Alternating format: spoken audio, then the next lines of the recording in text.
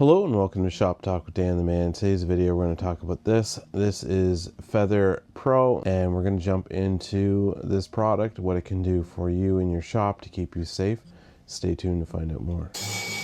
Hello, if you're new to this channel, my name is Dan Shannon. I enjoy woodworking as a hobby and being out in the shop.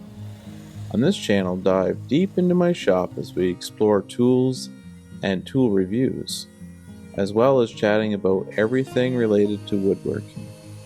If this grabs you by the tool belt, please subscribe to my channel if you want more videos like this.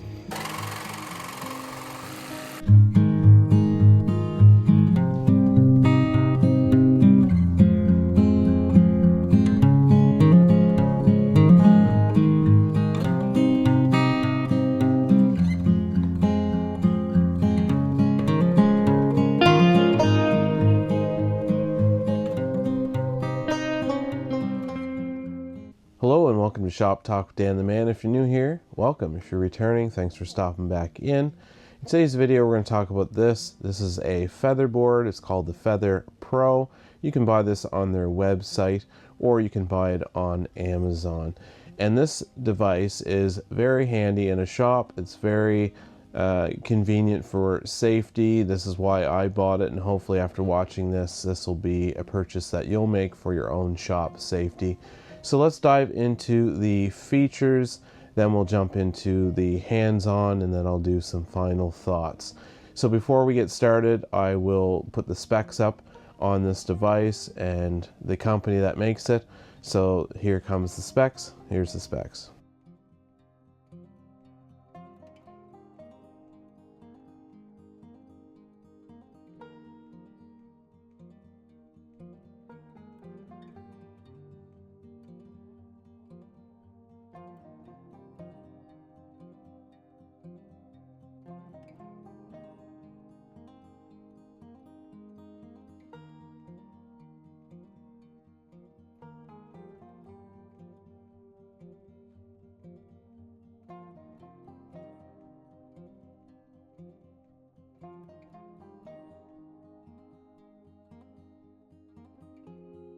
Okay, so let's dive into the features on this tool.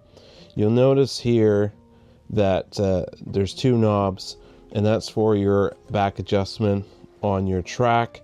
So this plastic piece will slide in your track, and of course when you tighten this, it spreads this plastic piece wider, which will pinch in your track to keep your featherboard nice and tight. And I'll show you that when we do the hands-on. Same with the other side, same idea. You just tighten the knob, and of course it spreads. This metal plate will spread this plastic to give you that ultimate pinch point in the track. And of course to adjust it, you just loosen them fully, and then it will slide up and down on the track till you get to the exact distance you need, and then once you get that, you tighten it, of course, the track. So build quality is very well. I really like it. This doesn't twist or move very much, so it's really good build quality as far as the plastic goes. Here you'll have information. It'll say FeatherPro, and then it's made by Bo, and then of course there's their website here on the bottom if you wanted to check it out online. And then these two drawings indicate which way your stock goes. So when you have it flipped over, and say you have your router table and your router bit and you're running your stock through, if you're going from the left side, your arrows would be a certain way, and then if you're running your stock from the right side, your arrows would flip the opposite way. And that's what's great about this product. I really enjoy it, is that these fins will come out. So when these get injured over time or marred up, because when you run stock by over time, it'll start to chew these ends up. Well, not to worry, this whole thing just pops out fairly easy. This is the first time I'm taking it out, so it might be a little bit of a challenge because it's brand new. Let's see if I can get that out there.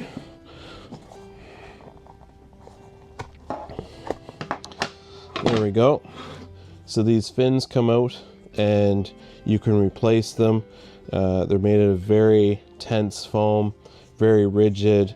You can tell there's not much flex to it, which is great, because that means once your stock gets pinched, it's not going to lose its grip. And yeah, so when these wear out, you can just buy a new set. They do have two different kinds. There is the Pro series, which is this dark film, or foam rather, and then there's a light gray.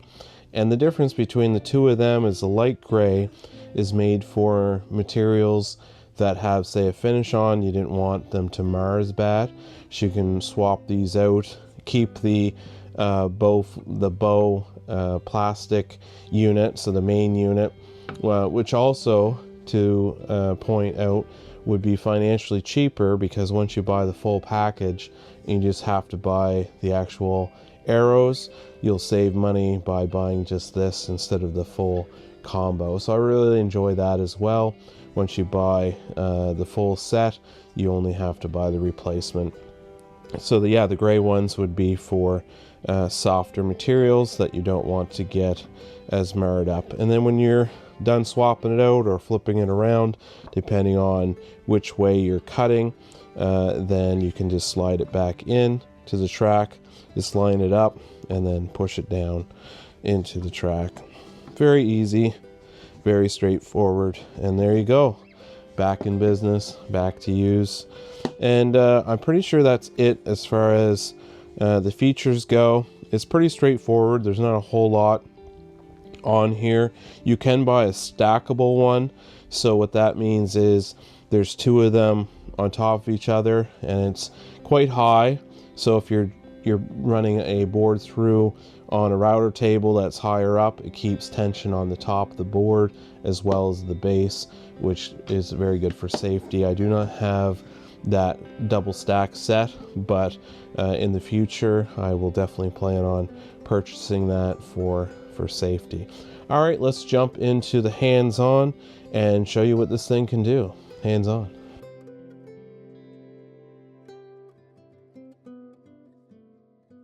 Okay, so I'm going to start here at the router table. So say you have a piece of stock you want to run through. You already have your bit lined up. You have the fence exactly where you need it, and you need to run this through in front of the bit. You want to first adjust your two back feather boards. So in order to do that, you just lower it, tighten it, and then come to the other side. Same thing, lower it, tighten it. So you got those two set up first, and now we get the actual feather board that we just purchased. So you loosen the knobs, slide it in the track, bring it back, slide it in the track. Once it's in the track, you can bring it all the way back to its furthest setting, and then bring this feather board in front of the bit.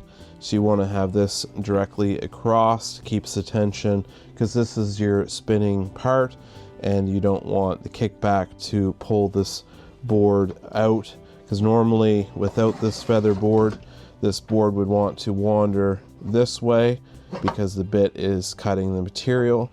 And with this feather board in place, that worry is not there. So you just want to push in a little bit on it and then tighten these knobs. And once those are tight, it's not going anywhere, and then you can run your stock all the way through your blade, or your bit rather in this case. So that's how you set up your router table with this, to make it a lot safer, having the stock push into the router bit. And so it's not just for a table saw, you can use it here on the router table as well.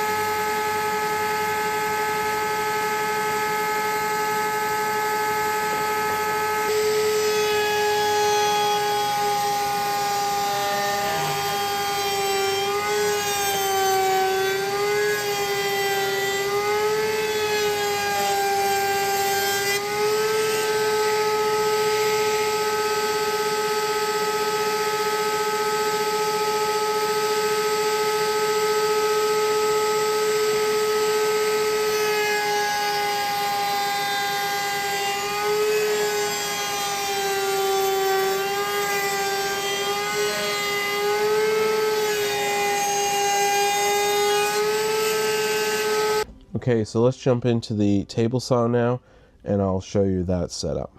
Okay, so now we're at the table saw. You have your material that you're going to run through. You have your fence set up the exact cut that you want from the blade into the fence. And then here is your feather board. So you just take it and make sure the knobs are backed off. This is nice and loose. And you just drop it into the track like so. You never want to put the feather board by the blade. You always want it in front of the blade. When you get this, there'll be an instruction manual. It will say do not have the feather board here, because then it will cause pinch on the blade, and then it'll be very dangerous. And you never want to have it past the blade either. It is always in front of the blade when you use it on the table saw. So you just want to have it back. Take your stock, line up your stock where that's going to go, and then you want to put a little bit of pressure on it. Not a crazy amount, but just enough. And then you want to tighten these knobs up fully. So once that's where you want it, you just tighten these knobs. And you should notice when you move the material through, and then you can see the fins, they'll actually move.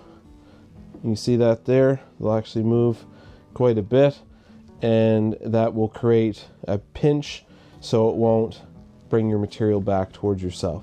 So that's why it is a great safety for your table saw, is that pinch point. These arrows will actually bend backward when the stock is pressed up against. So that's a really cool thing. You can see that there very clear. And let's fire this through, and I will show you how well it works. All right, so now that that's all tightened, all good, fence is where I want it, let's fire it up.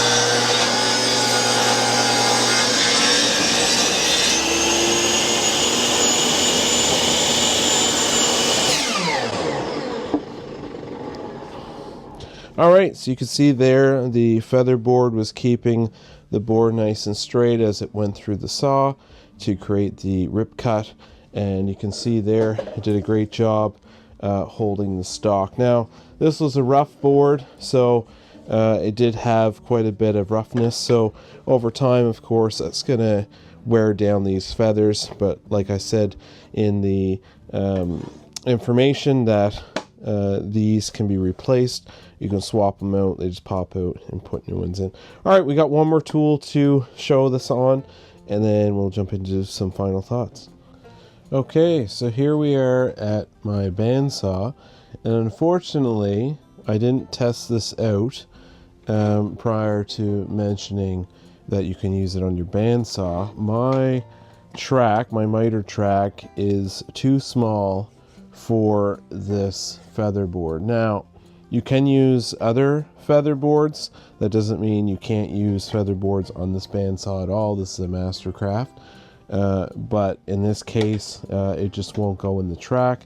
It is too thick of a bracket for the miter track. So on a more of, I would say, an industrial size bandsaw, the T-track, miter track would be wider, and it would give you that ability to put the feather board on your bandsaw. Now this doesn't have lots of power or a very big blade, so if you're cutting like stock that's massive, chances are a feather board might be overkill for a bandsaw, but I could see how it would keep your stock up against the fence and keep that true all the way through instead of it deviating on the blade. So it would be very handy to have it, but like I said, on this bandsaw it would be overkill. to have it installed. So yeah, anyways, let's jump into some final thoughts.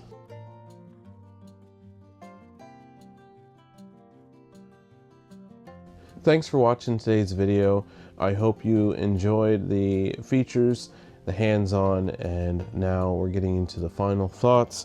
Would you buy this for your shop? And for myself, the answer would be yes. And the reason is because of the safety aspect. Whether it's on a table saw, a band saw, or a router table, this is very useful and can save on kickback with these arrows, these fins, and how they push back when the stock is coming back towards you. It pinches it between that and the fence, which is the ultimate safety goal. If you've ever had kickback before, and I've had it, not in any serious way, I've never been injured, but I had a board go past me. So you definitely want to cover all these safety protocols in your shop as best you can, whether it's eye protection, ear protection, and in this case, kickback protection.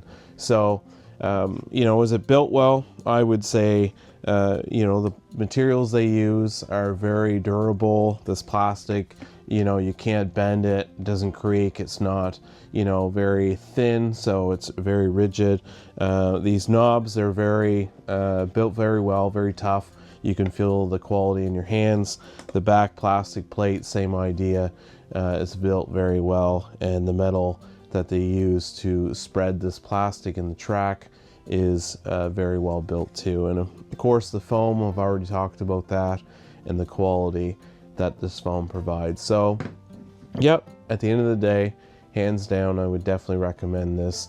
I'm not sponsored by this company, but it's definitely a product that I would back 100% based on what I've used and what I've had for the last month. I've used this quite a bit, and it definitely brings safety to the forefront, which is the ultimate goal in my shop, and hopefully the same with yours. So thanks for watching today's video, and if you haven't already and you'd like to be part of the Shop Talk family, please click on that link below, the subscribe button, to be part of the Shop Talk family. We'd love to have you. Don't forget to give me a thumbs up and a like on this video if you found it very useful. And once again, thanks for watching, and I will see you on the next one.